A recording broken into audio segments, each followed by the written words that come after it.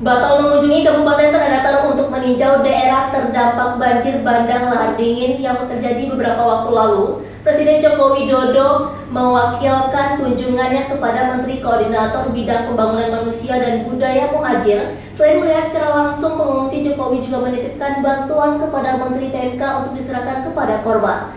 Tanah Datar sendiri termasuk paling parah terkena dampak, ada 6 kecamatan yang porak-poranda.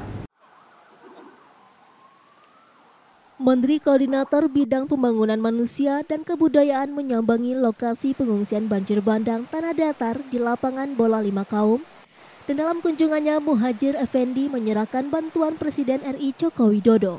Korban bencana banjir bandang di Tanah Datar mendapatkan bantuan dari Presiden RI Joko Widodo. Bantuan berupa uang tunai untuk ahli waris, bantuan perlengkapan alat sekolah, dan beberapa jenis bantuan lainnya. Menteri Koordinator Bidang Pembangunan Manusia dan Kebudayaan, Muhajir Effendi, dalam sambutannya menyampaikan korban yang rumahnya rusak akibat bencana akan dibangun ulang oleh pemerintah. Sedangkan yang bermukim tepat di bantaran sungai akan direlokasi ke tempat yang baru. Untuk lahan akan disediakan oleh pemerintah daerah Tanah Datar. Untuk Sumatera Barat ini memang salah satu yang sangat mendesak untuk segera dibangun itu adalah dam-dam penyangga ya, sehingga nanti material itu tidak langsung turun ke bawah tetapi terhambat oleh atau numpuk di beberapa dam yang akan kita bangun itu. Dan nanti kalau itu bisa kita laksanakan dengan baik, nanti kemudian materialnya juga bisa dimanfaatkan secara ekonomis oleh warga kan. Itu, dan Pak Presiden sudah menginstruksikan dari 56 itu nanti akan harus segera dimulai, dan rencana ada 8 ya Pak Kaban?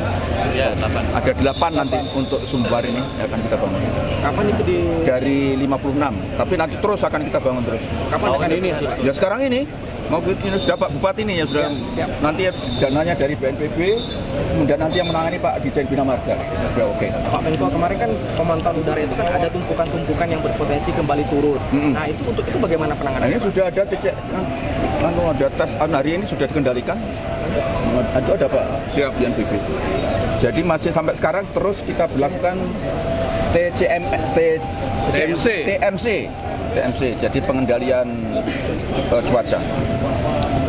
Juga doa-doanya Pak Bupati ya, juga manjur ini untuk mengalihkan hujan. Kan masih banyak tuh yang berada di zona merah. Pokoknya tadi pesan Pak Presiden, mereka yang berada di zona merah harus direlokasi. Tetapi Presiden juga pesan jangan jauh-jauh dari tempatnya karena itu berkaitan dengan sumber pendapatan mereka. Dari Kabupaten Tanah Datar, Sumatera Barat, Agung Selistio, iNews melaporkan.